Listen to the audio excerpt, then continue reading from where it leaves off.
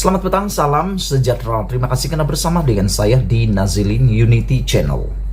Petang ini aku nak ulas tentang peguam diraja UK yang dikatakan tidak mempunyai kelayakan untuk mewakili Najib di dalam case SRC Internasional, rayuan Najib untuk membatalkan sabitan kesalahan 12 tahun penjara dan denda 210 juta ringgit.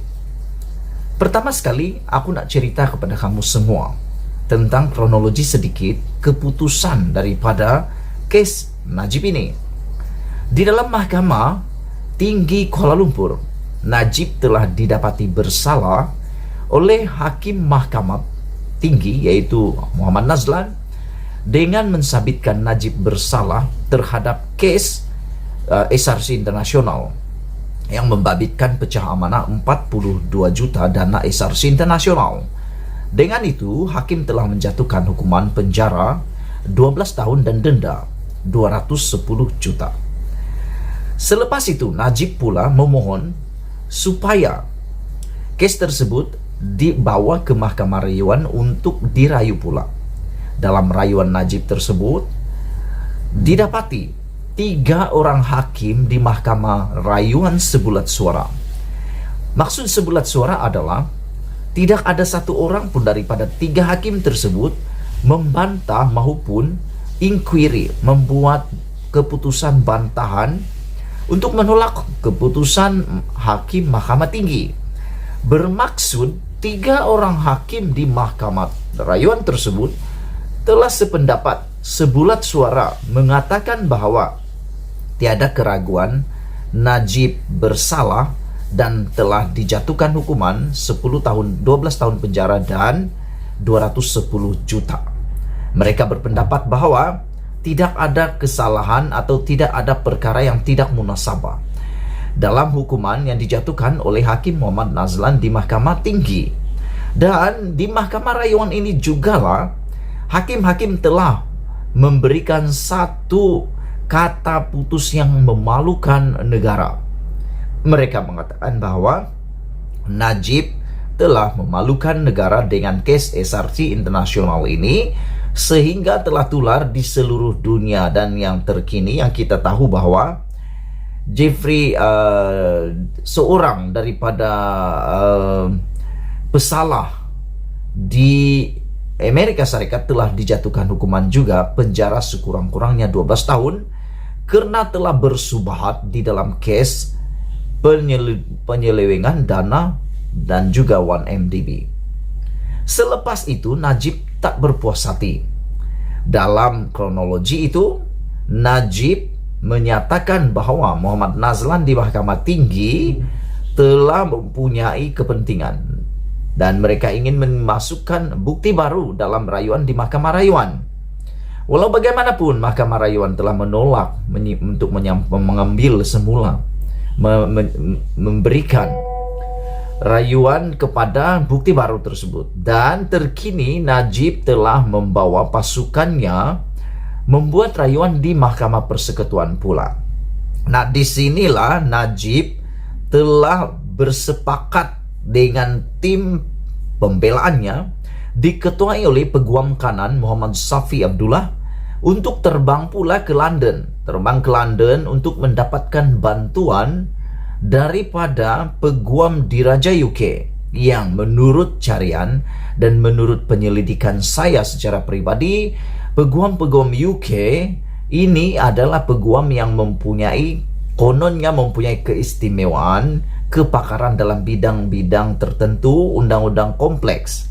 Dan menurut carian saya juga penyelidikan saya, peguam-peguam UK ini adalah peguam-peguam yang amat berintegriti, di bawah naungan direct to the Queen Elizabeth.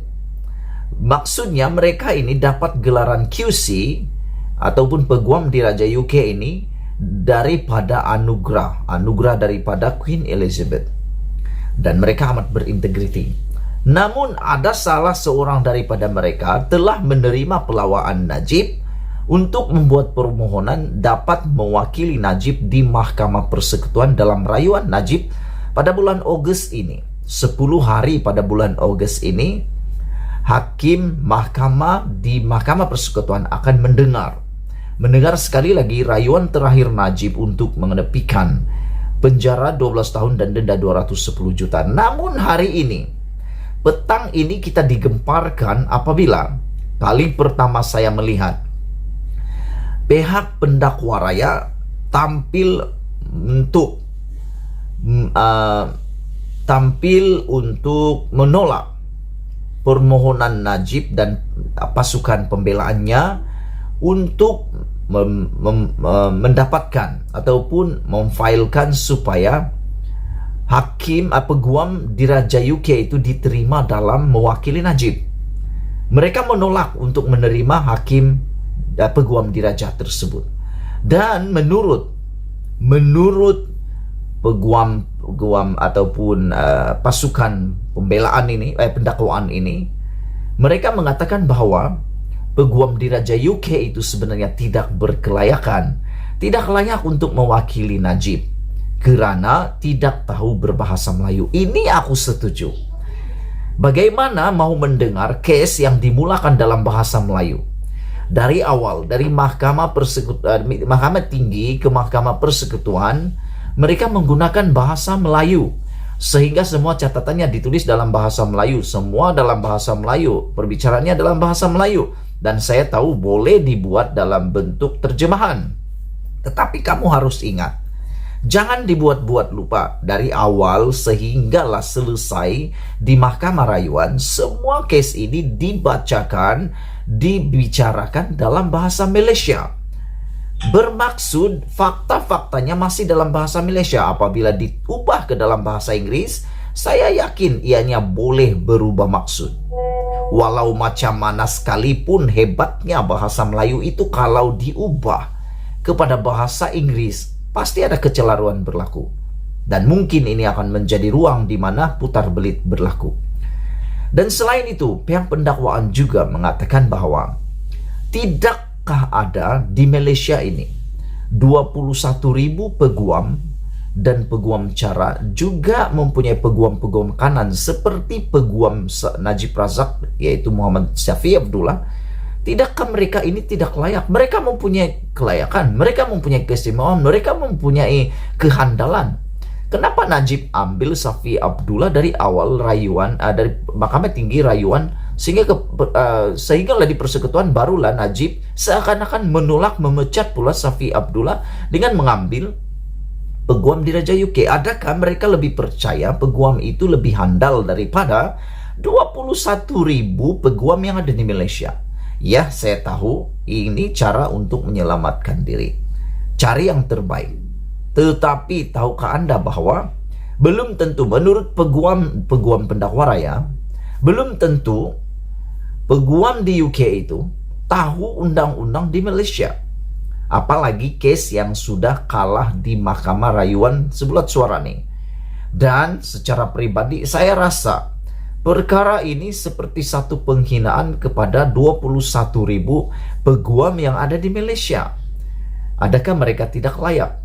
Dan juga, maukah kita campur tangan daripada peguam-peguam luar negara? Jangan jadikan ini duluan kepada semua perkara yang akan datang. Jadi saya sangat sependapat.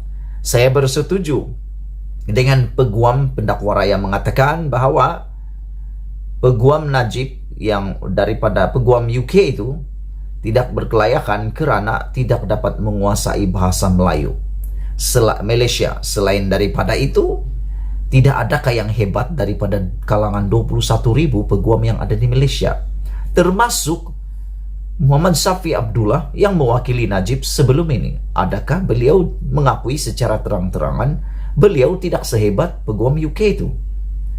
Dia menjatuhkan reputasinya sendiri.